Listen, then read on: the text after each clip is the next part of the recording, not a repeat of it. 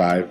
Then all the tribes of Israel came to David at Hebron and spoke, saying, Indeed, we are your bone and your flesh. Also, in time past, when Saul was king over us, you were the one who led Israel out and brought them in. And the Lord said to you, You shall shepherd my people Israel, and be ruler over Israel. Therefore, all the elders of Israel came to the king at Hebron, and King David made a covenant with them at Hebron before the Lord. And they anointed David king over Israel. David was 30 years old when he began to reign, and he reigned 40 years. In Hebron he reigned over Judah 7 years and 6 months, and in Jerusalem he reigned 33 years over Israel and Judah. And the king and his men went to Jerusalem against the Jebusites, the inhabitants of the land, who spoke to David, saying, You shall not come in here, but the blind and the lame will repel you, thinking, David cannot come in here. Nevertheless, David took the stronghold of Zion, that is the city of David. And David said on that day, Whoever climbs up the way of the water shaft and defeats the Jebusites, the lame and the blind, who hated David's soul, he shall be chief and captain. Therefore they say, The blind and the lame shall not come into the house. And David dwelt in the stronghold and called it the city of David. And David built all around from Millo and inward. So David went on and became great, and the Lord of hosts was with